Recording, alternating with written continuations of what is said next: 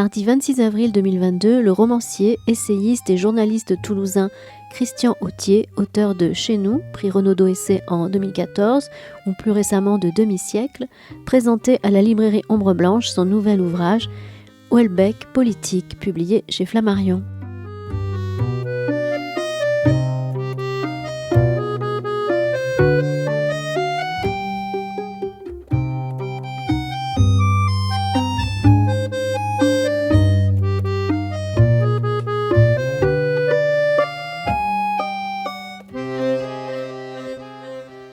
Alors, bonjour à toutes et à tous, merci d'être venus ce soir à la rencontre de Christian Authier, qui nous fait le grand plaisir de venir nous présenter son dernier ouvrage, paru au mois de mars chez Flammarion, et qui s'intitule Houellebecq politique, en hommage, en clin d'œil au Houellebecq économiste de Bernard Maris, paru il y a quelques années. On aura l'occasion de revenir sur ce point. Christian Authier, donc bonsoir à vous, merci d'avoir accepté l'invitation de la librairie dont vous êtes un fidèle partenaire, compagnon depuis de nombreuses années. Donc quelques mots de présentation avant de vous laisser la parole. Vous êtes donc écrivain, l'auteur de 8 romans, notamment Les Liens des Faits chez Stock en 2006, Soldat d'Allah chez Grasset en 2014 et plus récemment Demi-siècle chez Flammarion en 2021. Vous pourrez retrouver la bibliographie plus complète de Christian Authier à l'entrée. Vous êtes également essayiste, vous avez publié des études sur des écrivains comme Patrick Besson et Michel Déon, et vous êtes également un spécialiste de cinéma et un cinéphile averti. Vous avez publié 2 livres, je crois, sur Clint Eastwood. Vous êtes également donc journaliste, critique littéraire, notamment au Figaro littéraire. Alors l'essai dont nous allons parler ce soir, Houellebecq politique, est consacré donc à cet écrivain libre, singulier. Il y a plusieurs qualificatifs qui le définissent sous votre plume, en tout cas polémique, et dont les prises de position et les romans ne laissent personne indifférent. Votre essai interroge l'œuvre de l'écrivain en citant assez largement les romans, et également les prises de position publiques, médiatiques de l'homme Houellebecq, et on verra, ce sera une de mes questions, de savoir ce que recouvrent l'une et l'autre les prises de position romanesques et les prises de position médiatiques publiques. Donc, en retraçant le parcours littéraire et politique de Michel Houellebecq, c'est l'occasion aussi à travers lui de faire une sorte de panorama de l'évolution du paysage médiatique et politique français des 30-40 dernières années. Donc il y a beaucoup de sujets qui sont abordés sous l'angle de la politique. On peut ranger beaucoup de choses. On reviendra sur la richesse de ces sujets, de l'antilibéralisme à l'islamophobie, de mai 68 au renouveau chrétien. Il y a plein de thèmes qui sont abordés. Je vais vous laisser la parole parce qu'on est là pour vous entendre, avec une première question sur votre rapport personnel de lecteur à l'œuvre de Michel Houellebecq et sur votre rapport également professionnel avec lui, parce qu'il me semble, vous dites au début du livre que vous l'avez rencontré à plusieurs reprises. Est-ce que vous pouvez nous dire un peu quelle est votre relation de lecteur et professionnel avec lui ? Oui, bonsoir à tous. Moi, j'ai découvert Michel Houellebecq comme romancier en 1995. C'était un an après environ après la sortie de son premier roman, Extension du domaine de la lutte. Donc il y avait eu un certain écho, mais qui était encore un succès pour Happy Few. Et ce livre, comme les lecteurs de l'époque, m'avait beaucoup impressionné. Et par la suite, je me souviens aussi de la sortie des Particules élémentaires, son second roman, 3 ans plus tard.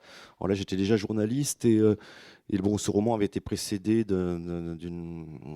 on dirait aujourd'hui, d'un énorme buzz durant l'été, dès le printemps et l'été, avant la sortie du livre en septembre. Donc je l'avais lu assez tôt, on avait reçu l'ouvrage assez tôt. On s'était annoncé comme le livre phénomène et le livre peut-être scandale de la rentrée littéraire 1998. Et c'était à cette occasion-là que j'avais rencontré Michel Houellebecq pour la première fois durant l'été, avant la sortie du livre, pour l'interroger. On avait fait une longue interview à côté de son éditeur, donc qui était déjà Flammarion à l'époque. C'était son premier livre chez Flammarion. Et effectivement, à cette période, moi, on s'est un peu fréquenté. Je l'avais revu quelques mois plus tard à la librairie Ombre Blanche, où il était venu présenter, donc c'était au mois d'octobre, je crois, les particules élémentaires. Je l'avais revu encore à Toulouse pour son concert, puisqu'on l'a oublié, mais il a eu une carrière de chanteur. Il avait sorti un disque qui s'appelait Présence humaine, qu'il avait présenté à la salle Rex à Toulouse, enfin qu'il avait chanté un dimanche soir très tard au Rex à Toulouse, et on s'était revus quelques fois à Paris, et notamment donc l'automne 2001, quand il y a eu cette polémique sur ces déclarations sur l'islam. Son éditeur lui avait imposé un blackout et il m'avait contacté en tant que je travaillais à l'époque dans un hebdomadaire toulousain qui s'appelle L'Opinion Indépendante pour justement briser le blackout. Et alors c'était sans doute très stratégique dans son esprit. Donc, il avait relativement, je pense, confiance en moi. C'était à la fois pour donc un peu défier son éditeur et en même temps ne pas donner trop grande ampleur, puisqu'à l'époque les réseaux sociaux n'existaient pas et Internet était encore embryonnaire. Donc de ne pas donner non plus une très grande ampleur au fait qu'il ait brisé le silence qu'il devait respecter. Donc on a fait une très longue interview qu'il a reprise d'ailleurs dans son recueil Intervention, dont la dernière édition date de 2020. Voilà, et après j'ai échangé avec lui, on échangeait par mail ou par téléphone jusqu'en 2002. Et ensuite, j'ai perdu de vue parce qu'il y a eu une période où il est rentré après dans un statut de star au-delà des problèmes qu'il avait. Donc il a beaucoup vécu à l'étranger dans les années 2000-2010 en Irlande, en Espagne. Et puis après, pour ce livre, moi, en revanche, j'aurais pu le rencontrer, évidemment, étant donné que je l'ai publié chez Flammarion, donc, qui est notre éditeur commun. Mais ça ne m'intéressait pas, enfin, c'était pas l'angle, parce que, comme je le dis dans l'introduction, alors, il a donné tellement d'interviews, il s'est exprimé sur tellement de choses que, bon, moi, j'aurais pu l'interviewer à mon tour, mais je ne pense pas que j'aurais obtenu autre chose que ce qu'il a déjà dit sur à peu près tous les sujets et sur tous les supports.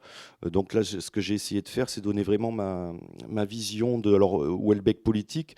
Comme vous le disiez, bon, le titre est évidemment un clin d'œil à l'essai de Bernard Maris, qui est sorti en 2014, Houellebecq économique, et qui était un essai passionnant et très pertinent.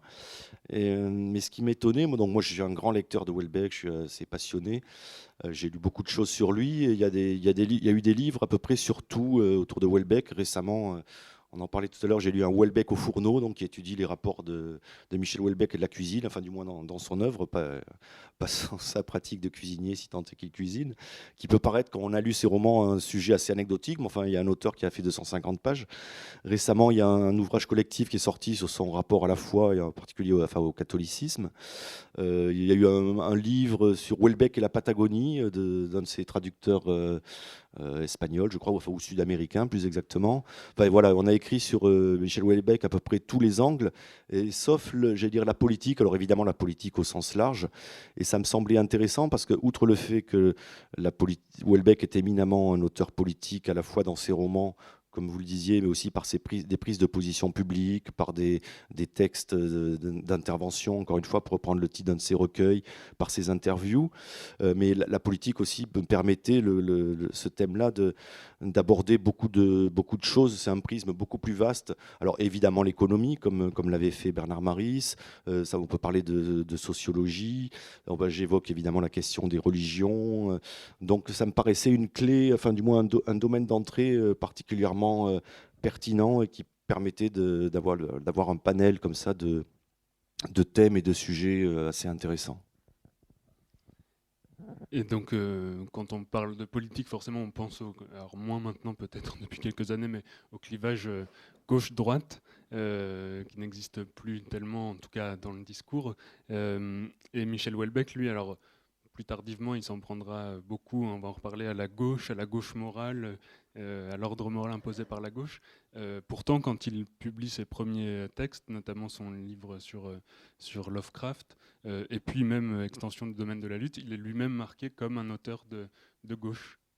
Oui, c'était un des thèmes, un des paradoxes que je trouvais intéressant, parce qu'il y a une époque, il y a encore quelques années, il n'y a pas si longtemps, donc on est à un moment de sérotonine, donc c'est de 2017, je crois 2018, enfin, Michel Houellebecq était encensé à la fois, alors pour faire court, par les Inrecuptibles qui l'ont soutenu dès le début et par Valeurs Actuelles, c'est-à-dire par un journal qui représente une gauche plutôt bobo, multiculturaliste, et par un hebdomadaire qui est plutôt, on va dire, de la droite décomplexée ou radicale. Donc c'est ça c'est une performance assez rare, et d'autant, comme je disais, que les romans de Michel, si on prend ces romans ne sont pas anodins et ont tous une dimension politique. Donc c'est assez impressionnant. Alors les Inrecuptibles ont rompu, j'allais dire, avec lui, avec son dernier roman Anéantir, mais qui ne date que de janvier dernier, donc c'est tout récent. Mais c'était quand même une performance assez rare de réunir si on prend ces deux-là, mais il y a plein d'autres journaux qui l'ont soutenu et d'autres qui ne le soutenaient pas d'ailleurs. Mais voilà, d'avoir sur l'échiquier politique un tel éventail de soutien. Et effectivement, à ses débuts, donc c'est essentiellement, enfin, à cause ou grâce à Extension du domaine de la lutte, enfin, on peut résumer qu'il était une charge qui a été perçue à juste titre comme une charge très forte contre le libéralisme économique. Donc le livre sort en 1994 et on commence à parler d'un phénomène qui s'appelle la mondialisation, d'une économie globalisée. Il y a des critiques qui vont, enfin, au sens large, des économistes, des essayistes qui vont prendre position sur ce thème et pour le critiquer. Et Michel Houellebecq, lui, dans le domaine du roman, sans faire de jeu de mots, va être le premier, je pense, enfin, du moins dans la littérature française, à faire de ce thème du libéralisme, alors pas seulement, évidemment, il y a une intrigue, une histoire et des personnages, mais le sujet de son livre. Et je vais citer juste un passage qui résume assez bien sa thèse, qui est dans Extension.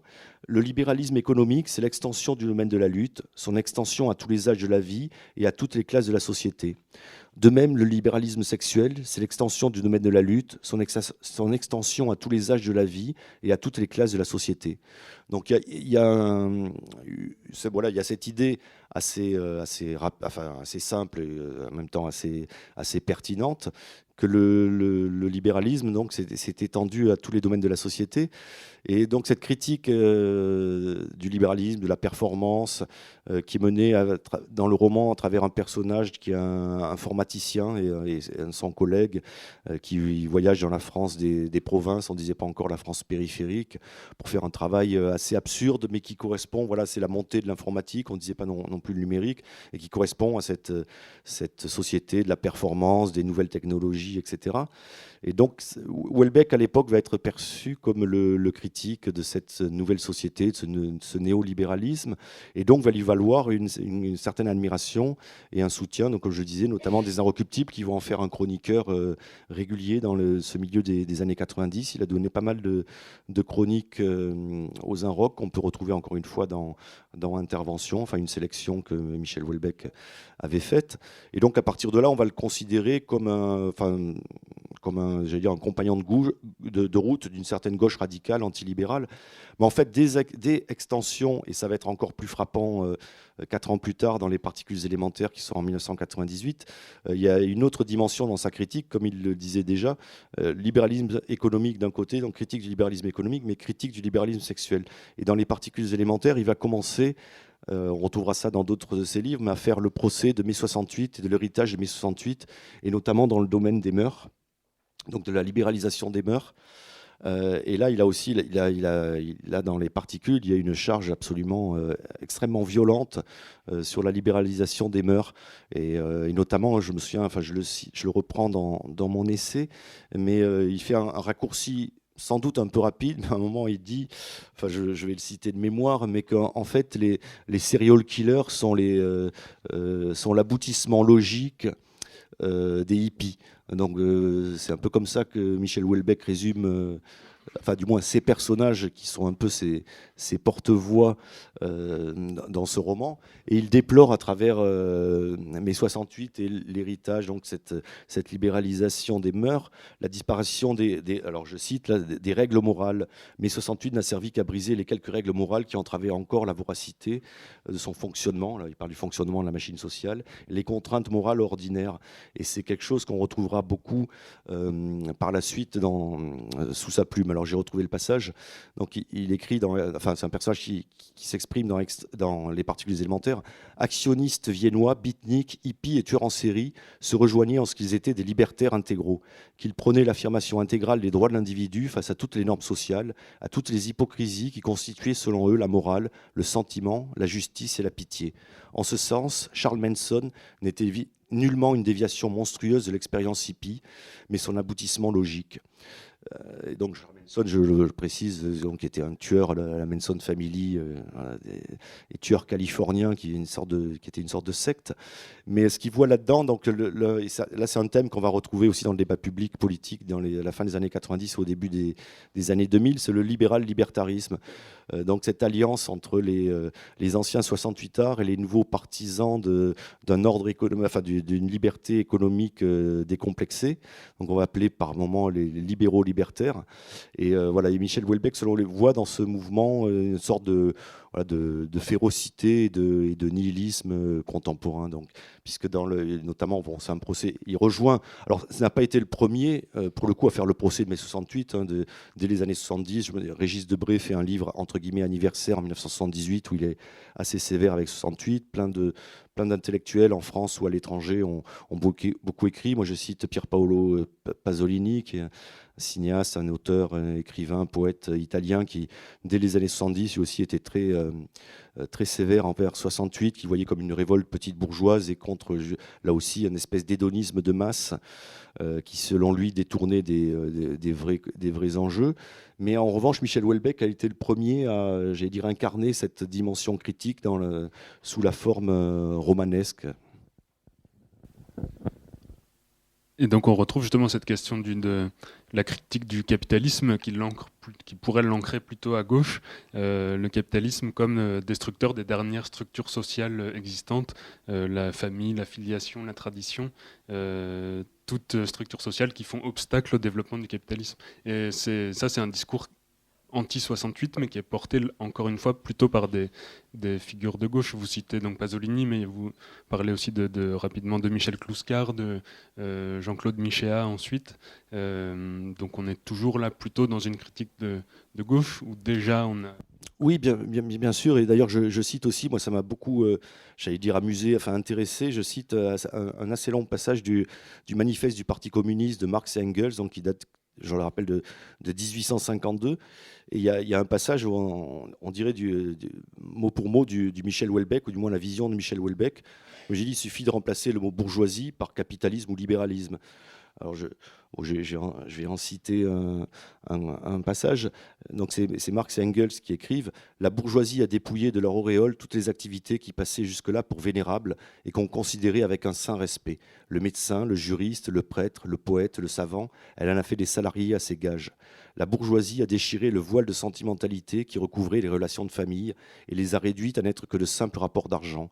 La bourgeoisie ne peut exister sans révolutionner constamment les instruments de production, ce qui veut dire les rapports de production, c'est-à-dire l'ensemble des rapports sociaux. » Donc on est vraiment dans l'extension du domaine de la lutte. Le maintien sans changement de l'ancienne mode de production était au contraire, pour toutes les classes industrielles antérieures, la condition première de leur existence. Ce bouleversement continuel de la production, ce constant ébranlement de tout le système social, cette agitation et cette insécurité perpétuelle distinguent l'époque bourgeoise de toutes les précédentes. Tous les rapports sociaux, figés et couverts de rouille, avec leur cortège de conceptions et d'idées antiques et vénérables, se dissolvent. Ceux qui les remplacent vieillissent avant d'avoir pu s'ossifier. Tout ce qui avait solidité et permanence s'en va en fumée, tout ce qui était sacré est profané, et les hommes sont forcés enfin d'envisager leurs conditions d'existence et leurs rapports réciproques avec des yeux désabusés. Alors, et justement, je trouve assez passionnant chez Michel Houellebecq, c'est que ces personnages, effectivement, alors portent eux sur notre présent, mais c'est déjà au XIXe siècle, il germait sans doute. C'est ce regard désabusé sur notre condition d'existence. Et un autre point commun qu'on retrouve chez son œuvre et qui est essentiel avec ce passage, c'est que donc Marx et Engels avaient bien perçu que le capitalisme, c'est le mouvement perpétuel, le bouleversement quotidien de tous les rapports sociaux, économiques, etc. Et que ce n'est nullement une force conservatrice et encore moins réactionnaire. Le capitalisme a besoin d'aller de l'avant, de bouger, Et ça rejoint vraiment la vision du monde de Michel Houellebecq. Et lui, son angoisse, lui, comme je consacre un chapitre dans le livre, c'est ce qu'il revendique lui-même, où j'explique en quoi il est conservateur. Michel Houellebecq est absolument paniqué par ce mouvement perpétuel.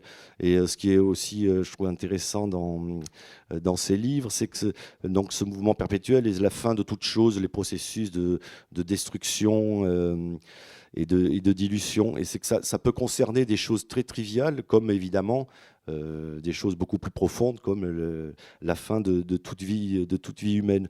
Mais sur la dimension triviale, il décrit très bien dans ses romans la panique du consommateur, puisque donc Michel Houellebecq a été très fort pour mettre en scène, j'allais dire, pour incarner la vie quotidienne de nous, j'allais dire, simples consommateurs dans les linéaires des magasins ou des supermarchés.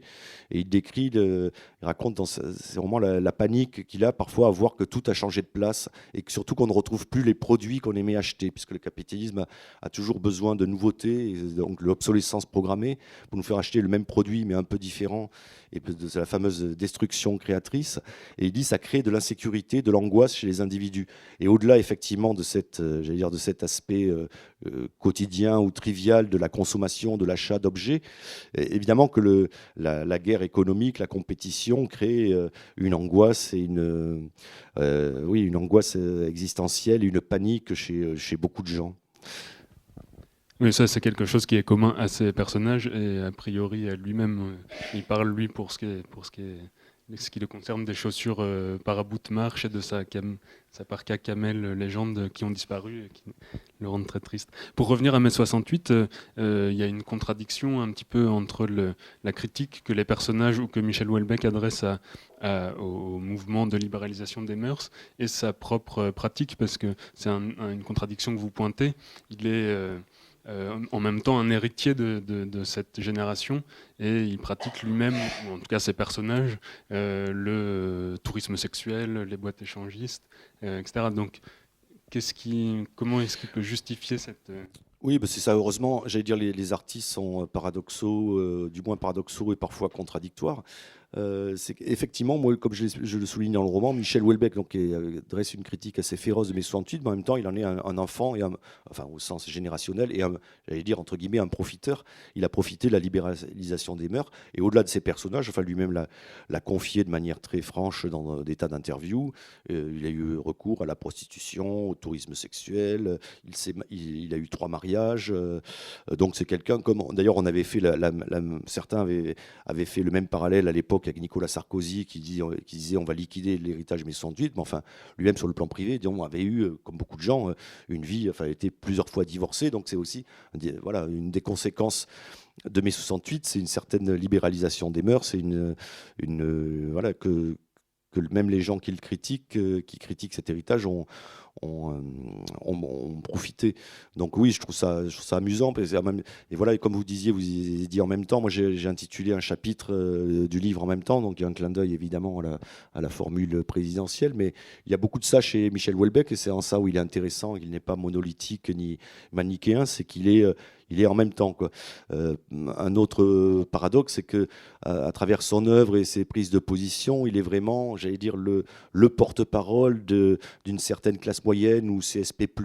Donc ces personnages, ce sont comme je disais, des ingénieurs informaticiens, des scientifiques, des agriculteurs en difficulté, des cadres moyens, d'autres gens plus vraiment, j'allais dire plutôt à la dérive, mais lui-même, et on l'a fait le porte-voix, j'allais dire, de ces classes sociales.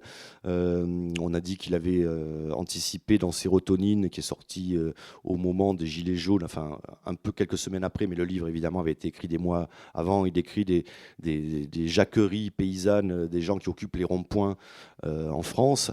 Donc on en a fait là aussi, j'allais dire, le porte-voix de cette France des Gilets jaunes, ce qu'on appelle la France périphérique, mais en même temps, encore une fois, lui-même, socialement, et il l'avait reconnu dans une interview dans l'entre-deux tours de la précédente présidentielle, il appartient plutôt à la classe d'en haut, à ces fameuses, ce qu'on appelle parfois les élites mondialisées.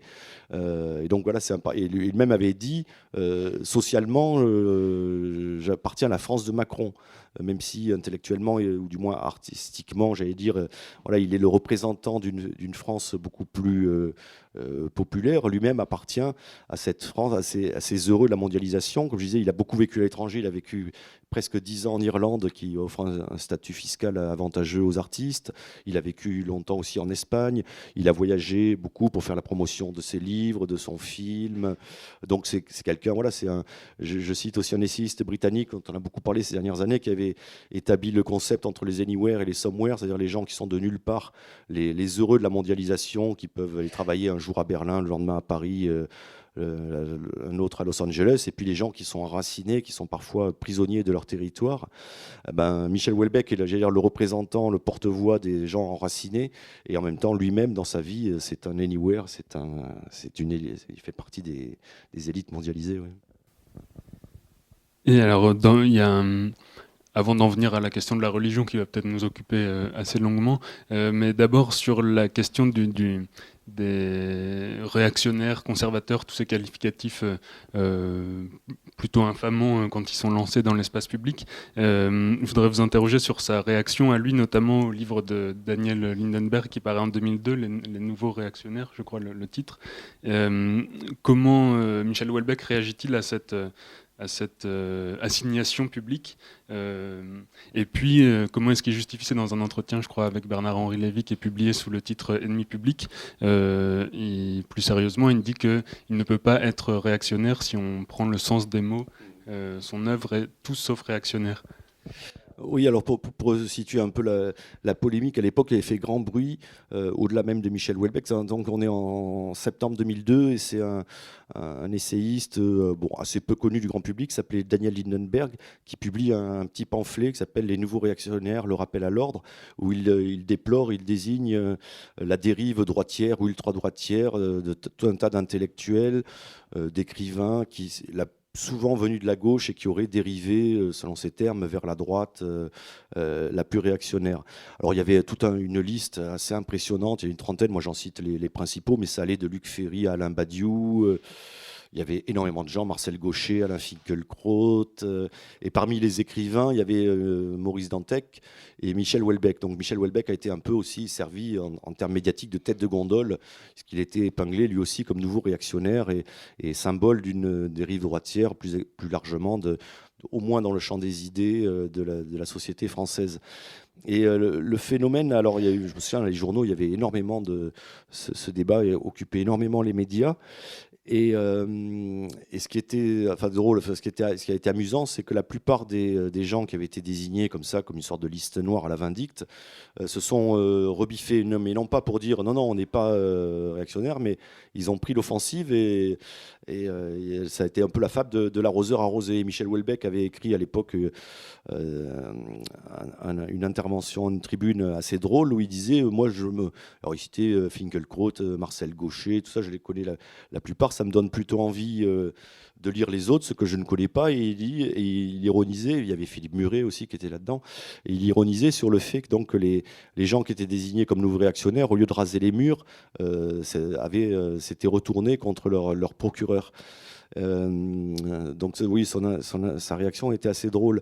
Et après, au-delà, alors effectivement, le livre de Lindenberg était assez caricatural et il mêlait des gens qui n'avaient rien à voir les uns avec les autres. Enfin, comme je disais, Alain Badiou et Luc Ferry, bon, on peut penser ce qu'on veut d'eux, mais Luc Ferry, c'est une sorte de centriste libéral de droite. Alain Badiou, c'est un archéo-marxiste à tendance maoïste. Bon.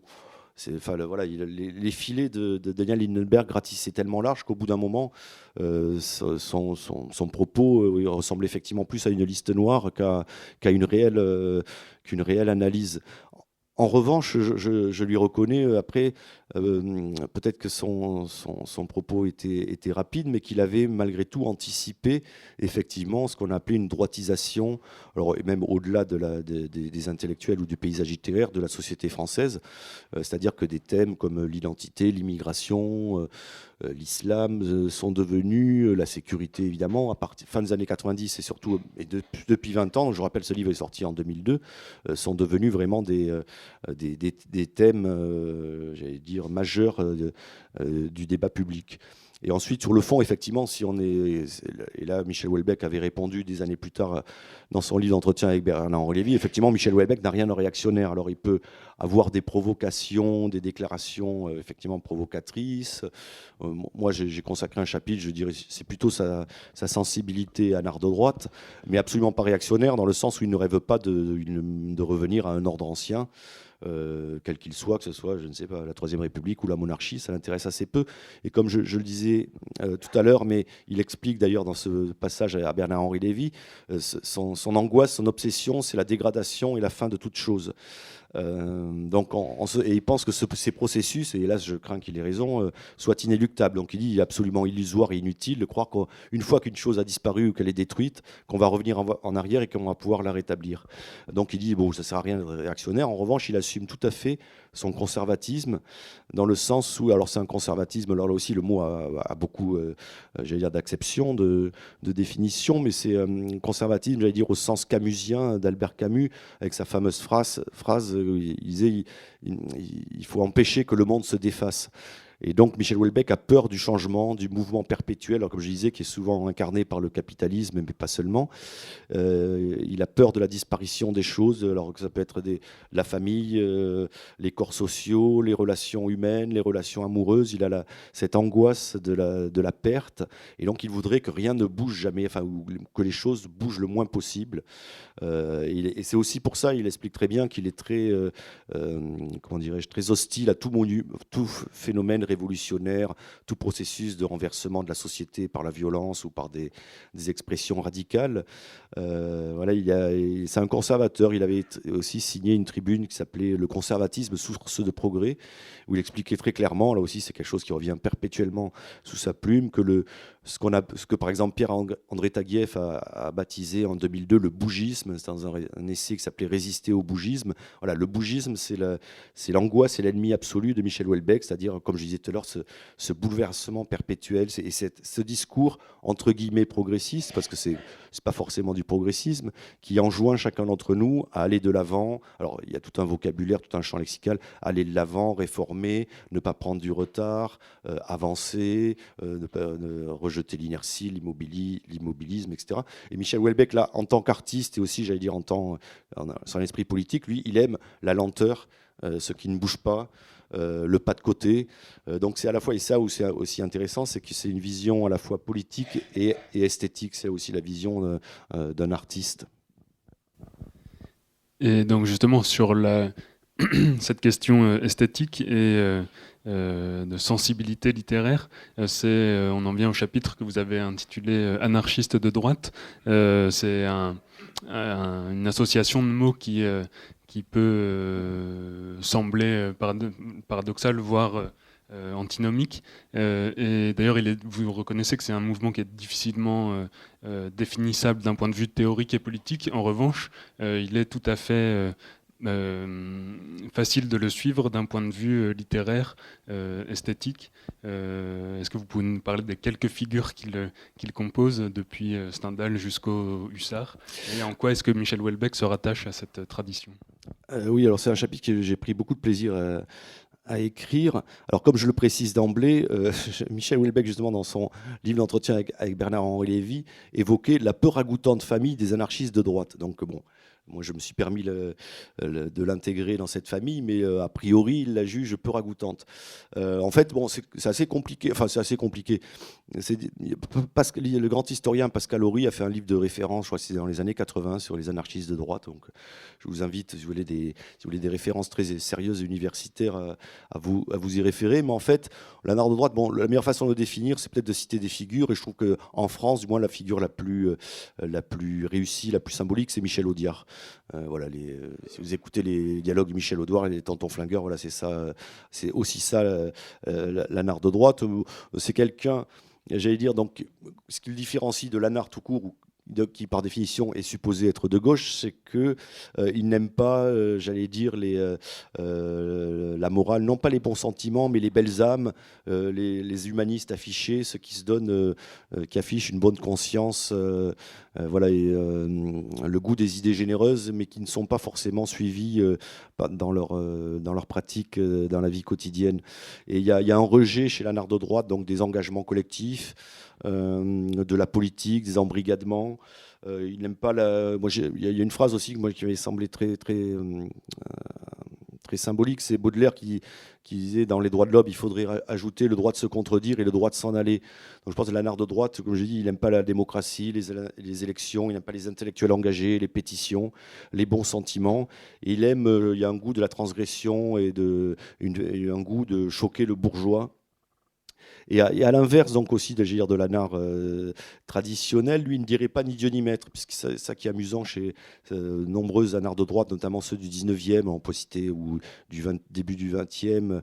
Ils sont souvent catholiques, enfin, je pense à Léon Bloy, Bernanos, Barbet, et ni Dieu et ni maître, et certains se revendiquent monarchistes ou royalistes. Alors là aussi, ils ne croient pas au retour du roi, mais ils trouvent que c'est une bonne posture pour choquer, là aussi, pour choquer les gens.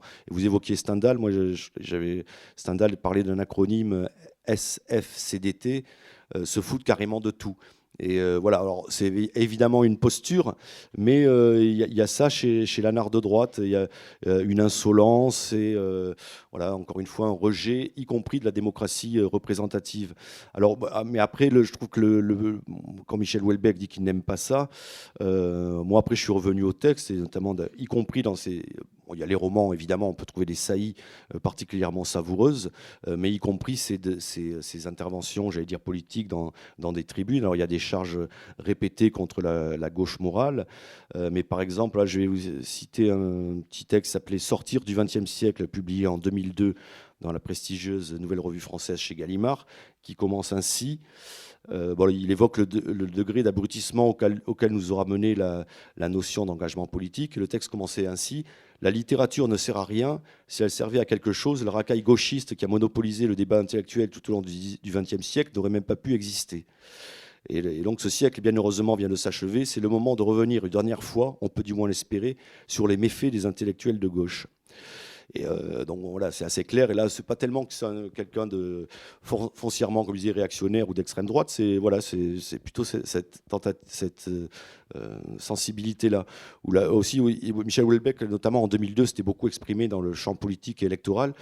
Et il avait fait une tribune en faveur de... Alors ça aussi, c'est un paradoxe intéressant, c'est-à-dire que l'anard de droite va récuser l'engagement politique et va se gausser des gens qui font des pétitions et des appels à voter. Mais enfin, Michel Houellebecq, en l'occurrence, avait appelé à voter Jean-Pierre Chevènement, précisait-il, aux 2 tours.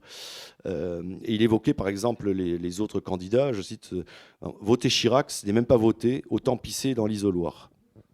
Lionel Jospin, incapable de mater les sauvageons. Donc voilà, c'est ce genre de saillie qui me semble, un autre passage sur la gauche morale, une entité hypocrite et perverse. Le seul petit secret de la gauche morale française, c'est qu'elle est fascinée par l'Amérique, parce qu'elle est au fond d'elle-même fascinée par la force et le fric. Et puis il dit, encore il évoque, avec son hypocrisie aussi, sa judéophobie larvée, pour reprendre les termes de Pierre-André Taguieff, son incroyable complaisance à l'égard des criminels palestiniens, plus généralement son admiration bébête pour les terroristes et les tueurs, sa fascination stupide en réalité pour le mal. La gauche morale française ne sera bientôt plus qu'un souvenir. Et puis, comme j'ai dit, en même temps, le vrai anard de droite, il ne s'engage pas politiquement. Et Houellebecq écrit un peu plus loin: je n'aime pas ce que je suis en train de faire. Au fond, j'ai toujours détesté l'idée que les écrivains prennent des positions politiques. Je trouve cela indigne, irrespectueux du lecteur. Il continue: en plus, en pratique, ça ne me range pas de voter. Je ne l'ai pas encore fait depuis que je suis en Irlande. Il va falloir que je m'inscrive auprès du consulat de France à Dublin, que je fournisse tout un tas de papiers, un extrait d'acte de naissance et je ne sais quoi. C'est incroyable à quel point il ne facilite pas les démarches. Et un autre trait, mais je trouvais assez drôle, c'est une interview qu'il accorde en 2015, et il raconte: un jour à Cologne, quelqu'un m'a demandé: vous ne croyez pas que votre livre, alors c'était Soumission à l'époque, risque de faire le jeu de Marine Le Pen? J'ai répondu, je ne crois pas, et de toute façon, je m'en fous. Donc effectivement, vous disiez que l'anard de droite donc se fout de tout, ne s'engage pas, etc. Et en l'occurrence, Michel Houellebecq s'engage auprès de Jean-Pierre Chevènement. Mais de toute façon, chacune de ces prises de position publiques fait polémique, interroge, interpelle. Il pourrait être... vous n'êtes pas Michel Houellebecq, donc je ne vais pas vous poser la question comme ça, mais il pourrait très bien ne pas prendre la parole. Or, il la prend quand même très souvent, par ses romans, naturellement, puisqu'il est romancier, écrivain, mais dans l'espace public, sur des tribunes, encore une fois, la religion, on y viendra, mais sur, par exemple, l'affaire Vincent Lambert ou d'autres, il est très souvent en train de donner son avis. Oui, c'est aussi pour ça que ce livre m'intéressait, parce que après qu'on aime ou qu'on n'aime pas l'écrivain ou le personnage public, moi j'utilise, alors je ne sais plus de qui était d'ailleurs l'expression, mais le terme au début du livre de contemporain capital, c'est-à-dire Michel Houellebecq, comme naguère Sartre ou Camus, là aussi quoi qu'on pense de leurs livres ou de leur prise de position, voilà, c'est un écrivain, c'est l'écrivain emblématique, phare, on attend, voilà, quand il prend une prise de position, on s'y intéresse forcément, et effectivement il a cette voix dans la cité ou dans le débat public. Vous évoquiez effectivement le thème de l'euthanasie. Alors ça aussi c'est très intéressant parce que donc, Michel Houellebecq est farouchement contre l'euthanasie. Il a fait 2 textes, 2 tribunes, une qui était dans Le Monde, si je ne me trompe pas, et une dans Le Figaro. Et il a préfacé un livre aussi d'un médecin sur le sujet, un très grand médecin français, Emmanuel Hirsch. Et là-dedans, on se dit, mais il y a des tribunes très récentes, donc c'était au moment de l'affaire Vincent Lambert et après. Et ce qui est fascinant là-dedans, c'est qu'on se dit, mais il y a en plus, ce qui est beau aussi, c'est totalement désintéressé. C'est qu'il y a, dans un pays où, si l'on en croit les sondages, 90% des Français ou 95% sont favorables à l'euthanasie ou à ce qu'on appelle plutôt une mort dans la dignité, puisqu'évidemment, personne n'a envie de mourir dans l'indignité. Voilà, il n'a que des coups à prendre, il peut être agrégé à des gens qui sont hostiles à l'euthanasie et qui appartiennent à une droite catholique intégriste.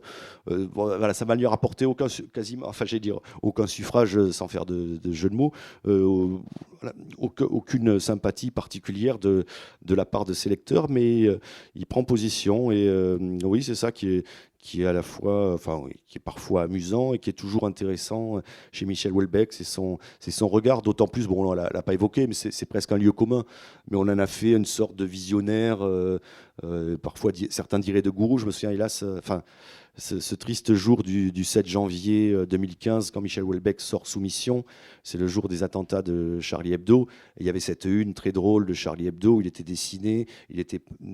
dessiné, caricaturé en gourou, où il disait, je crois, en 2022, je perds toutes mes dents.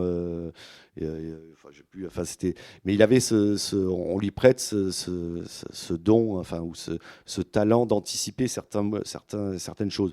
Et donc Soumission, là aussi, ça a été percuté de plein fouet à l'époque par cette tragique actualité, mais il imagine l'arrivée au pouvoir d'un président musulman en France, et même si les 2 phénomènes n'ont rien à voir évidemment, mais ça sort le jour où il y a ces attentats, l'attentat contre Charlie Hebdo. En 2001, il sort Plateforme, donc dans les tout derniers jours du mois d'août, tout début septembre, je ne me souviens plus de la date précisément, et Plateforme fait déjà scandale depuis un mois, quasiment depuis le milieu du mois d'août, à cause d'une interview dans le magazine Lire où il déclare l'islam est quand même la religion la plus con. Alors, il faut se replacer dans le contexte. À l'époque, en fait, en 2001, en France, du moins jusqu'en 2001, l'islam est un thème relativement anecdotique dans le débat politique et public. Et donc, Michel Houellebecq le place, malgré lui, parce que l'islam n'était pas un des thèmes principaux de Plateforme, mais il apparaissait là aussi sous forme de terrorisme islamiste. Il évoque un attentat qui ressemblera plus d'un an plus tard à celui qui s'est déroulé à Bali, où des touristes occidentaux ont été visés. Et puis, dans le livre, c'est un tout petit passage, mais il y a une petite allusion aux talibans. Et donc, je rappelle, le livre est sorti quelques jours avant le 11 septembre. Et là aussi, voilà, on a fait le Michel Houellebecq. C'est lui qui avait vu que l'islam allait devenir un des enjeux majeurs de ce 21e siècle naissant. J'évoquais tout à l'heure la comparaison qu'on a pu faire, même si elle est très libre, entre les mouvements de révolte qu'il met en scène dans Sérotonine et les Gilets jaunes. Oui, il a dans son dernier roman, ça j'ai pas pu l'évoquer parce que moi j'ai terminé ce livre au mois de janvier, tout début janvier, il est sorti en mars, mais à la fin, dans son dernier roman Anéantir, il y a de grands passages sur les EHPAD en France. Et à la fin du mois de janvier, il y a donc ce scandale qui a éclaté. Là aussi, voilà, c'est vrai que les EHPAD, on en avait parlé évidemment pour le Covid, mais enfin, c'était pas un thème qui nous paraissait essentiel. Enfin, je veux dire, à tort ou à raison, en l'occurrence à tort, mais qui est devenu là aussi, qui a fait irruption sur le champ politique et social. Voilà, Houellebecq parle des EHPAD dans son dernier roman. Donc, c'est parfois sans doute, il a une intuition. Il a ce talent à sentir j'allais dire les lignes de fracture, les tectoniques des plaques qui sont à l'œuvre dans la société, qu'il s'agisse enfin, que ce soit dans ses romans ou dans ses prises de position. On l'évoquait aussi en 98 quand il ajoute une pierre dans le procès contre mai 68. On est juste avant, et notamment sur l'angle qu'il choisit, c'est-à-dire la libération des mœurs, on est juste avant 2001, 2000, 2002, où on va faire alors là un procès au vitriol contre 68 sur les questions de mœurs, et en particulier, et qui rebondit régulièrement, et notamment il y a encore un an et demi, sur les questions de pédophilie et de sexualité. Donc là-dessus, là aussi, il a été précurseur de cette grande mise en accusation. C'est la première, j'allais dire, entre guillemets, première affaire Cohn-Bendit, c'est, je crois, en 2000 ou 2001, où il y a des journalistes, notamment de l'Express, qui vont exhumer des déclarations où il dit, alors c'était sans doute, comme il l'a dit lui-même, de la fanfaronnade, mais qu'il adorait se faire tripoter par des enfants. Donc voilà, ce procès, là aussi, il l'avait anticipé. Donc c'est ça qui est intéressant aussi chez Michel Houellebecq, c'est ses intuitions et parfois sa dimension visionnaire. Visionnaire, et puis aussi presque moral, on peut peut-être pas dire que c'est un moraliste, mais en tout cas il se préoccupe beaucoup de cette question, en s'attaquant donc à la gauche morale dont on a parlé, mais aussi à la question du mal qui revient à travers différents traits dans ses romans. Il a moins une définition positive, concrète du bien, mais on sent quand même que c'est quelque chose qu'il le travaille, enfin qu'il recherche en tout cas par peut-être une certaine forme de simplicité, etc. Est-ce qu'on peut dire que c'est un moraliste plutôt qu'un politique ? Oui, bien sûr, ça c'est un des principaux malentendus, je crois, qu'il y a sur Michel Houellebecq, mais ça tient, comme je disais, à certaines de ses provocations, à son image publique. On le prend pour un nihiliste ou un cynique, alors que c'est quelqu'un de profondément... C'est un mot qui revient beaucoup, il était présent dans la citation de Marx, mais un mot qui revient beaucoup sur sa plume, c'est sentimental ou sentimentalité. C'est quelqu'un qui est romantique, on le voit dans ses romans, tous ses romans sont des histoires d'amour, quasiment. Alors, certes, qui finissent mal en général, ou quasiment tout le temps. Ça finit un peu moins mal dans Anéantir, même si le personnage va vers la mort.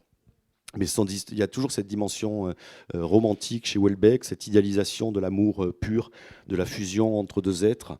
C'est d'ailleurs le thème aussi de son poème La possibilité d'une île.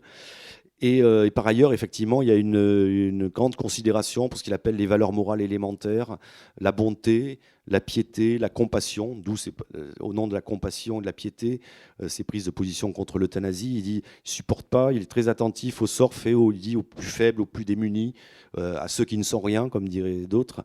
Et là, on rejoint aussi sa critique, c'est tout à fait cohérent avec sa critique du capitalisme, c'est-à-dire la réification des êtres, les individus considérés comme des objets, et à partir du moment où ils ne sont plus productifs, où ils ne sont plus séduisants, ça aussi. Donc on revient à son grand thème de la sexualité, l'extension du domaine de la lutte au rapport amoureux. Si vous êtes vieux, si vous êtes plus productif, vous êtes plus séduisant, et ben vous n'avez plus qu'à mourir. Enfin, c'est comme ça qu'il voit la marge de la société. Et Michel Houellebecq, oui, se réfère constamment à des valeurs morales. Alors, il y a, comme je le disais tout à l'heure, à propos de la politique et des mouvements révolutionnaires, il y a son horreur de la violence. D'où aussi, là aussi, ces prises de position, notamment à l'époque de 2000-2002 contre l'insécurité, ou alors dans Plateforme où il décrit des faits divers particulièrement horribles. Il y a un dégoût chez lui profond de la violence, de la loi du plus fort. Donc là aussi, on peut rejoindre aussi, c'est tout à fait cohérent avec sa vision de l'économie. Oui, c'est un vrai moral. Moi, je cite, alors ça bascule après avec la question de la religion, mais je cite une phrase de Frédéric Beigbeder qui lui disait on te prend pour un nihiliste décadent alors que tu es un moraliste presque chrétien. Alors, et moi, je dis on peut même enlever presque, puisque par ailleurs, je crois qu'il y a une dimension chrétienne très, très forte chez Houellebecq, mais il est effectivement un moraliste alors qu'on le prend plutôt pour un cynique et quelqu'un de totalement désabusé, quoi. Et alors, sur la question, donc vous en avez déjà un petit peu parlé, mais de l'islam, donc c'est effectivement un thème qui est présent depuis très longtemps dans ces romans, et puis dans ses prises de position publiques, etc. Vous citiez l'interview dans Lire en 2001. Vous dites, alors je vais citer vos mots.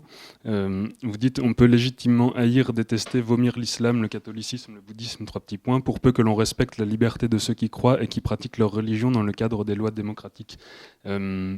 Alors, est-ce que Michel Houellebecq, par ses déclarations, vous avez dit, donc, vous avez rappelé celle qui parle de l'islam comme la religion la plus con, il dit également.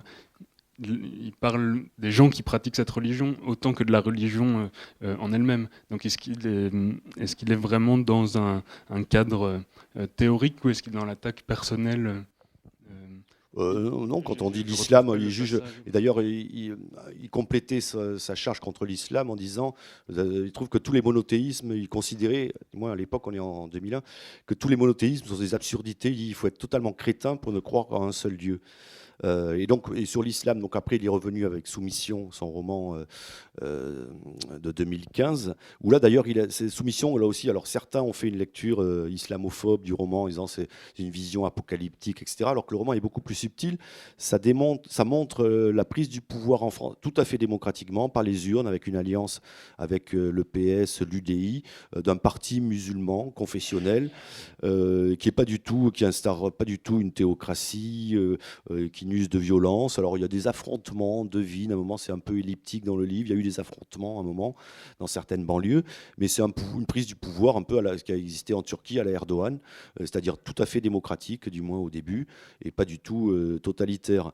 Alors, et en même temps, le roman reste tout de même angoissant, mais c'est pas du tout une vision apocalyptique d'une prise de pouvoir de l'islam en France. Et après, sur la question de l'islam au plan, là, pour le coup, religieux, il exprime assez bien, parce que bon, le terme d'islamophobie, il a tout, bon, qui est devenu là aussi un terme polémique et politique, il est un peu piégé, parce que bon, si on prend j'allais dire la définition pure, phobie, c'est peur ou crainte, donc avoir peur ou craindre, et non pas haine, d'avoir peur d'une religion, quelle qu'elle soit, ou tout à fait avoir peur d'une religion.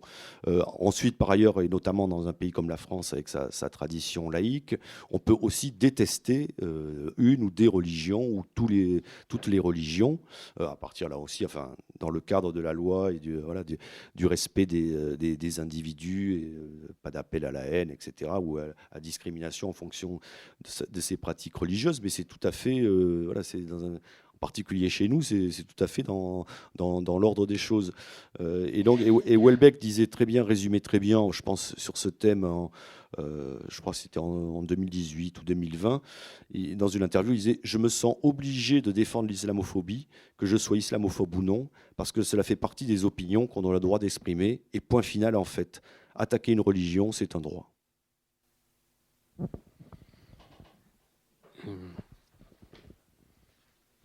Et justement sur la dimension politique de soumission. Ce qui est tout à fait étonnant, c'est que vous dites c'est un parti qui donc musulman qui fait en tout cas un président musulman qui accède au pouvoir en faisant une alliance avec les socialistes, avec l'UDI, mais il y a un personnage de professeur à la Sorbonne, je crois, qui est lui plutôt un ancien identitaire, qui s'accommode très bien de cette pratique de l'islam politique. Et vous dites que la proximité, vous le dites de manière là aussi polémique, mais entre par exemple Tariq Ramadan et Éric Zemmour, n'est pas si la frontière n'est pas si hermétique, ou en tout cas chacun de son côté de la barricade se bat pour la même chose. Oui, alors ce qui était intéressant dans Soumission, comme je le rappelle, c'est un roman qui est sorti en 2015 et il imagine la France de 2022. Donc c'est à ce moment-là qu'en 2022, donc aujourd'hui, qu'il y aurait un parti confessionnel musulman en France qui prend le pouvoir par les urnes. Alors évidemment, c'était pas du tout un roman là pour le coup de politique fiction, j'allais dire entre guillemets sérieux. Michel Houellebecq n'a jamais cru qu'un président, il y aurait un président musulman en France en 2022, pas plus que dans son dernier roman Anéantir. Là, il imagine la présidentielle de 2027 où en fait c'est pas vraiment Cyril Hanouna, mais enfin c'est un clone de Cyril Hanouna qui est élu président. En revanche, ce qui est intéressant dans la projection qu'il faisait de 2015 à 2022, c'est qu'on voit le système, les vieux partis, le système droite-gauche exploser, et une nouvelle force qui apparaît et qui dépasse les anciens clivages. Donc ça, pour le coup, ça s'est produit. Et effectivement, dans ce roman, alors c'est un personnage très passionnant, cet universitaire, et très mystérieux, parce que bizarrement, alors son patronyme, c'est Robert Rediger, si je me souviens bien, qui ressemble à Robert Redeker, mais qui n'a pas du tout son profil. Parce que Robert Redeker, c'est quelqu'un que les Toulousains peut-être connaissent, parce qu'il vit non loin de Toulouse depuis très longtemps. C'est quelqu'un qui venait de l'extrême gauche. Le personnage de Rediger, l'universitaire dans Soumission, c'est quelqu'un qui venait de l'ultra-droite la plus ultra, et qui par la suite s'est converti à l'islam sans vraiment, et qui devient ministre, je crois, ou secrétaire d'État dans ce nouveau gouvernement islamique. Et ce qui est intéressant, c'est qu'il s'est converti à l'islam sans vraiment renier sur le fond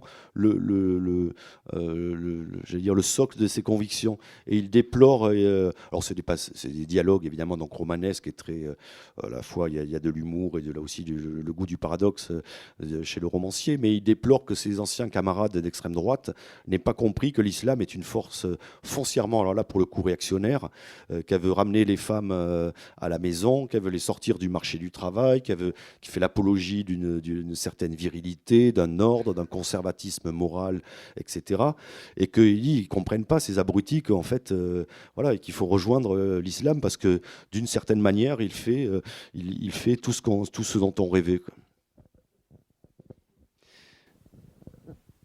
Et un peu de la même manière, il fait une lecture justement de l'avenir de l'islam en tant que religion. Ça, c'est quelque chose qu'on retrouve aussi chez un autre romancier qui se réclame un peu de Michel Houellebecq, mais qui est Aurélien Bélanger. Une lecture d'une religion qui est vouée à disparaître, minée qu'il est de l'intérieur par le capitalisme. Il dit par exemple l'islam est une religion dangereuse, et ce depuis son apparition. Heureusement, il est condamné, d'une part parce que Dieu n'existe pas, et que même si on est con, on finit par s'en rendre compte. Bon, là, on ne va pas revenir ça, sur... c'est un personnage qui parle. C'est un personnage qui parle, oui, bien sûr. À long terme, la vérité triomphe. D'autre part, l'islam est miné de l'intérieur par le capitalisme. Tout ce qu'on peut souhaiter, c'est qu'il triomphe rapidement. Le matérialisme est un moindre mal. Et plus loin, c'est aussi un personnage qui parle dans un autre roman. Il dit: le capitalisme serait le plus fort. Déjà, les jeunes arabes ne rêvaient que de consommation et de sexe. Ils avaient beau parfois prétendre le contraire. Leur rêve secret était de s'agréger au modèle américain. L'agressivité de certains n'était qu'une marque de jalousie impuissante. Est-ce que là, c'est pas à travers ce devenir historique de l'islam, c'est pas le devenir historique de toutes les religions et de toutes formes ça aussi, c'est un aspect intéressant. Il y a peut-être deux convictions, j'allais dire, soit contradictoires, soit qui ont évolué chez Michel Houellebecq. Alors, il y a cette vision, effectivement, qu'on peut élargir à d'autres religions. Il ne s'en prive pas dans d'autres textes. Mais il y a cette vision, oui, alors, que l'islam va être effectivement occidentalisé, va être dépassé par en gros, Coca-Cola. Mais moi, j'avais trouvé déjà cette analyse qui est vraiment passionnante dans un essai d'un Américain qui s'appelle Benjamin Barber, qui avait publié à la fin des années 90, au milieu des années 90, enfin ça a été traduit en français à la fin des années 90, un livre qui s'appelait Djihad versus Macworld, où il expliquait, lui, alors de manière très sérieuse et très voilà, qu'il n'y aurait pas de choc des civilisations, parce qu'à court ou moyen terme, finalement, toutes les populations allaient être, j'allais dire, avalées, uniformisées par ce rouleau compresseur du capitalisme mondialisé. Alors après 2001, on s'est dit, ah ben non, finalement, ces gens-là avaient tort, c'est le choc des civilisations. Bon, on verra. C'est difficile de trancher parce qu'on est vraiment, j'allais dire, enfin, à l'échelle de ces mouvements, on est encore en direct. Mais par ailleurs, je pense que peut-être Michel Houellebecq a évolué. Alors d'abord, il y a eu un moment, il exprimait un rejet très fort des monothéismes, et en même temps, il a toujours pensé qu'on ne construit pas de religion, qu'une société ne peut pas s'établir sans religion, alors quelle qu'elle soit, mais qu'il faut une religion. Comme son grand maître Auguste Comte, il dit, sans religion, les sociétés ne tiennent pas. Et par ailleurs, ce qui ne l'empêche pas de prédire peut-être la fin d'une certaine société, parce que si les religions s'effondrent, alors là aussi, quelle qu'elle soit, le catholicisme, l'islam, etc., il dit qu'à partir du moment où il n'y aura pas plus de religion, les sociétés et l'humanité va s'effondrer. Ou alors, il imagine, ça c'est dans le roman La possibilité du Nil, et à la fin aussi des particules, qu'il va y avoir une espèce de nouvelle espèce. Alors, dans les possibilités, ce sont des clones qui sont devenus une sorte d'extraterrestres. Enfin, dans les particules, c'est une sorte de présence extraterrestre qui a régénéré l'humanité. Dans la possibilité du Nil, ce sont l'humanité clonée, donc il n'a plus rien d'humain, mais qui ont remplacé, voilà, c'est cette, on dirait, humanité augmentée ou post-humanité qui a remplacé l'humanité qui a été façonnée depuis des milliers d'années par les religions. Donc oui, il y a cette interrogation, cette tension chez Houellebecq, et c'est aussi pour ça, malgré tout, qu'au fil des années, enfin, on l'évoquera peut-être, il s'est, j'allais dire, de moins en moins caché comme étant en fait chrétien et catholique en particulier, quoi. Oui, il est chrétien et catholique, mais vous rappelez, c'est malgré tout ces relations contrariées. Il y a un chapitre qui s'appelle Chrétien contrarié, avec la pratique de la religion. Et vous le décrivez comme un personnage qui est à la recherche justement de l'épiphanie, qui veut croire mais qui n'y arrive pas. Donc, est-ce qu'on peut dire qu'il est vraiment catholique? Oui, enfin, vous avez raison de nuancer. Enfin, il est contrarié, mais ça qui est fascinant. Alors, comme je disais, en 2001, il explique dans les interviews que croire à un seul Dieu, c'est le fait d'un crétin. Quelques années plus tard, donc c'est en 2008, 7 ans plus tard, à les conversations avec Bernard-Henri Lévy, il raconte je suis allé à la messe pendant 10 à 20 ans. Alors déjà, ça fait beaucoup. Et il dit, j'ai essayé de croire, de m'incorporer. Il dit, quand je vais à la messe, c'est génial. J'ai des phases d'extase religieuse. Et puis quand je sors, c'est comme pour la drogue, ça redescend, j'y crois plus. Il dit, je doute tout le temps. Et là, en même temps, je m'amuse parce que la définition de la foi chez Bernanos, c'est 24 heures de doute pour 1 minute d'espérance. Donc quelqu'un qui doute, ça ne fait pas de lui, j'allais dire, un mauvais chrétien sans jeu de mots. Et donc, ce qui est amusant, ce qui est intéressant, c'est qu'il y a chez Houellebecq voilà, il a envie de croire, il a voulu se faire baptiser, mais ça marche. Il dit au dernier moment, ça marche pas. Mais en même temps, de temps en temps, il dit, dans une interview, il dit. Je suis catholique dans le sens où j'exprime l'horreur du monde sans Dieu. Voilà, c'est une référence quasi explicite à Pascal qui parlait de la misère de l'homme sans Dieu. Et il précise donc que je suis catholique, mais uniquement dans ce sens-là, comme s'il en avait déjà trop dit. Mais par ailleurs, oui, il y a quand même, et on voit ça dans ses poèmes. Donc Michel Houellebecq, il a commencé à publier en 1991. La même année, il a publié un essai sur Lovecraft, un recueil de poèmes et une espèce de ce qu'il appelait méthode, quelque chose entre l'essai et la poésie. Et quand on voit ses poèmes, alors il a continué encore il y a jusqu'à peu de temps à publier des poèmes. Il a une œuvre poétique, d'ailleurs, il trouve que c'est l'expression majeure en littérature. Mais son œuvre poétique, elle aussi, est totalement, j'allais dire, habitée par une dimension chrétienne. Il y a des poèmes qui appellent on va revenir dans la maison du Père, on va renouer avec les vieilles fidélités. Enfin, c'est quelque chose qui est vraiment un fil rouge dans ses romans, tel point que par moment. Alors, comme la critique est totalement inculte, enfin, souvent inculte, et comme il le dit lui-même, ses contemporains savaient plus en général sur la vie de Spider-Man que sur celle de Jésus-Christ. Donc, les références à l'Ancien, au Nouveau Testament passent en général inaperçues, mais il s'amuse à mettre des extraits dans ses romans que personne ne relève. Et si jamais c'est pas assez clair, Alors bon, il enfonce parfois le clou. Bon, là aussi, il n'y a pas de jeu de mots, mais ça, c'est les dernières lignes de son roman Sérotonine. C'est le narrateur qui s'exprime. Dieu s'occupe de nous en réalité, il pense à nous à chaque instant et il nous donne des directives parfois très précises. Ces élans d'amour qui affluent dans nos poitrines jusqu'à nous couper le souffle, ces illuminations, ces extases inexplicables, si l'on considère notre nature biologique, notre statut de simple primate sont des signes extrêmement clairs.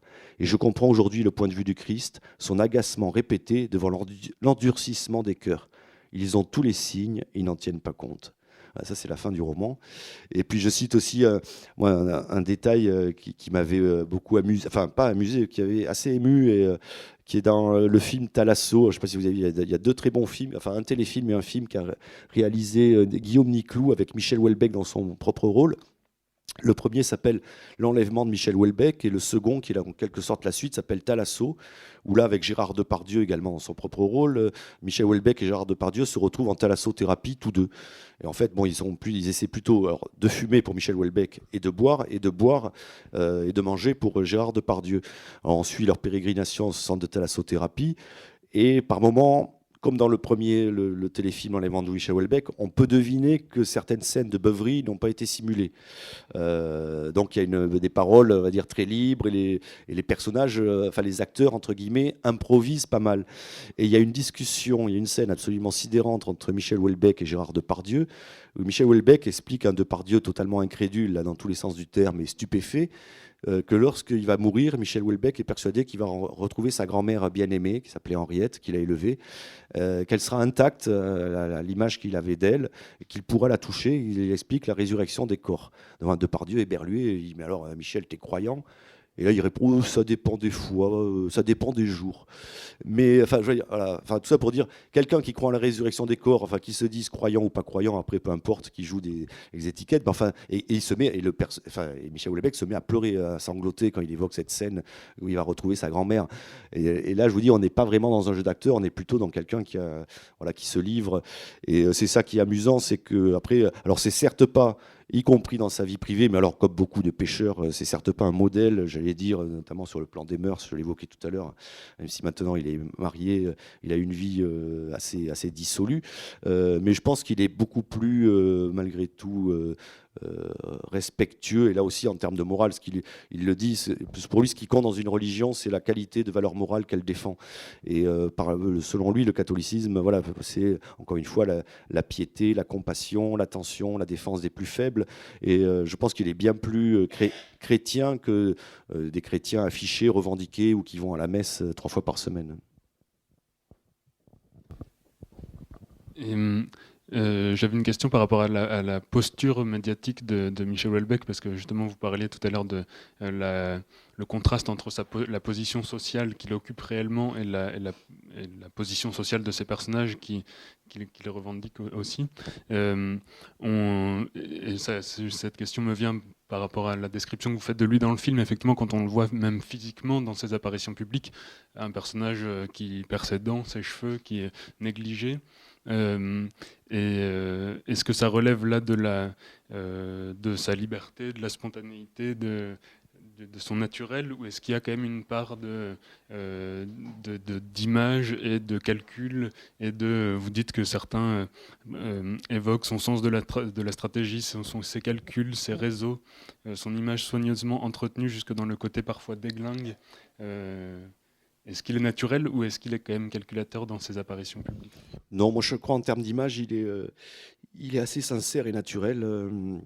Et d'ailleurs, quand on voit, c'est les images, les photos, les interviews des années 98, quand vraiment il devient entre guillemets une vedette médiatique lors de la sortie des Particules. Alors, certes, il est beaucoup plus jeune, hein, il a quasiment 24 ou 25 ans de moins, donc il est en meilleure santé, apparence, enfin, voilà, il est plus jeune, mais on voit déjà qu'il n'accorde pas un souci extraordinaire à son look. Hein.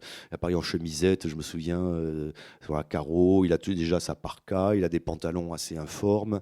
Bon, il a déjà à l'époque sa tabagie extrêmement compulsive et qu'on remarque parce qu'il fume avec ses deux doigts là.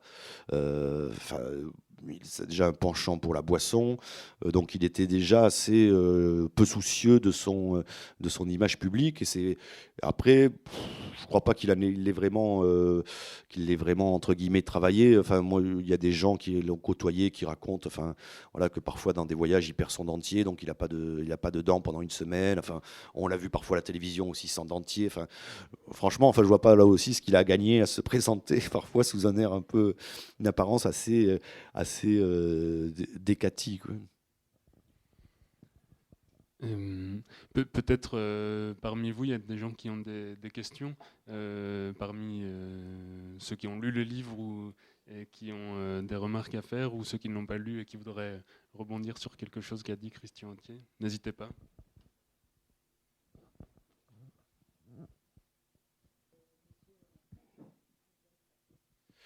En fait, que je vous dis, moi je le lis depuis tellement longtemps, c'est un auteur que j'adore, que j'avais envie un jour d'écrire. Voilà, ça me permettait de faire un clin d'œil à Bernard Maris, de prolonger le travail qu'il avait commencé avec Houellebecq économiste, et donc entre guillemets de le compléter afin de prendre d'autres angles. Voilà, et après je l'ai écrit en fait. L'écriture pure assez rapidement, mais en revanche, j'ai eu des mois de. Alors, même si je connais bien ses romans, enfin, j'ai tout relu, j'ai lu tous ses livres, enfin, et pas seulement les romans, j'ai lu pas toutes parce que c'est énorme, mais énormément d'entretiens, d'interviews, y compris dans la presse étrangère. Euh, J'avais lu beaucoup sur lui aussi, même si là, j'ai essayé de pas. Mon objectif, c'était pas trop de résumé. De toute façon, j'ai lu, hélas, assez peu de livres intéressants sur Michel Houellebecq. J'en cite un, celui de Bernard Maris à part, que j'ai déjà cité, mais un de Dominique Noguès, qui date du début des années 2000, qui est très bien, qui s'appelle Houellebecq en fait, mais là, qui est beaucoup plus sur Houellebecq écrivain, un peu sa vie, mais un peu plus sur le style et l'écriture de Michel Houellebecq. Mais après, voilà, comme je disais tout à l'heure, il y a eu des livres sur Michel Houellebecq à propos alors des pamphlets contre lui. Je dis Houellebecq en Patagonie, Houellebecq en cuisine, et il y a tout. Moi, j'ai essayé, et pour écrire le chapitre sur le chrétien contrarié, là, volontairement, j'ai pas lu l'ouvrage qui venait de sortir peu avant, pour pas être influencé, pour essayer de préserver ma vision sans avoir d'interférence. Mais je crois que c'était un ouvrage collectif, il y a plusieurs auteurs, d'après ce que j'en ai lu dans la presse, bon, on avait à peu près la même interprétation. Mais oui, donc voilà, ça, je savais, enfin, j'avais déjà écrit sur lui dans un autre essai en 2001 qui s'appelait le Nouvel Ordre Sexuel, dans lequel j'évoquais à travers la littérature, le cinéma, les représentations médiatiques, justement la contradiction entre un courant libertaire dans le domaine des mœurs et après un nouvel ordre moral qui revenait dans la fin des années 90 et début des années 2000. Mais voilà, ouais, je savais que j'allais écrire un jour sur Michel Houellebecq, et là, c'est l'envie et l'idée. Je m'étais dit, tiens, c'est peut-être le moment maintenant de faire un bilan. La seule chose, c'est que je savais pas. Enfin, c'est quand j'ai proposé ce livre à Flammarion, peu de temps après, donc on était en mai-juin dernier, que j'ai appris qu'il allait sortir en roman en janvier. Donc ça a été un peu une angoisse, même si je savais que j'allais évidemment le lire avant qu'il sorte. J'étais un peu angoissé, d'autant plus qu'après, il y avait des rumeurs comme quoi c'était un roman éminemment politique. Bon, ce qu'il est un peu, mais pas tant, puisqu'il raconte une campagne présidentielle, mais pas tant que ça au final, ce qui m'a beaucoup soulagé, il fait 737 pages. Mais voilà, non, c'est un livre que j'ai écrit assez facilement pour l'écriture pure, et surtout avec beaucoup de plaisir, parce que j'ai adoré passer quelques mois avec lui, entre guillemets. Non, on l'y a envoyé, évidemment. Enfin, une fois qu'il est sorti. Ce qui m'a fait plaisir, entre guillemets, c'est que, bah, de toute façon, comme je l'explique au début, bon, Flammarion, évidemment, savait que je n'allais pas faire un pamphlet contre Michel Houellebecq. Sinon, je l'aurais proposé à notre éditeur que son éditeur. Ce qui m'a fait plaisir, entre guillemets, c'est qu'apparemment, ils l'ont pas fait, ou il n'a pas demandé à le lire avant, parce que, comme vous disiez, on dit toujours oui. Alors, c'est vrai par moment, il surveille énormément ce qu'on écrit sur lui, notamment les journalistes. Il veut pas accorder, s'il veut pas d'accorder d'interview, il va décourager tous ses proches, tous ses amis, toutes ses relations pour pas parler à tel journaliste. C'est ce qui est arrivé, notamment la mésaventure qui est arrivée à Ariane Chemin, qui avait fait une longue enquête dans Le Monde, plusieurs épisodes. Donc c'est quelqu'un malgré tout qui surveille. Là, je pense qu'il avait confiance. On se connaît un peu. Donc il n'a pas demandé à lire, ou du moins il l'a pas lu avant. C'est ce qu'on m'a dit. Après, Teresa Crémisi, qui est son éditrice chez Flammarion, je pense elle l'a lu. Mais par ailleurs, avant évidemment qu'ils sortent, mais par ailleurs, moi ils m'ont rien demandé à bouger. On a fait vraiment que des, parce que je dis, enfin, alors évidemment c'est pas un livre contre Michel Houellebecq, mais il y a des choses, des citations que j'exhume ou que je mets en exergue qui préféraient peut-être qu'on n'évoque pas. Je dis, il a assimilé un nanar de droite qui trouve une famille peu ragoûtante. Bon, il aurait pu demander, quelqu'un aurait pu demander, mais non, ça m'a fait, enfin, ça m'a pas vraiment étonné, mais ça m'a fait plaisir de voir que Flammarion m'a laissé totalement libre de mes interprétations et de mes jugements. Ouais. Mais en tout cas, je vous remercie pour cette rencontre. On peut peut-être continuer la discussion de manière plus informelle. Vous pouvez retrouver le livre de Christian Authier à l'entrée, ses précédents livres, ses romans également. Et donc, je vous remercie pour... Merci à vous.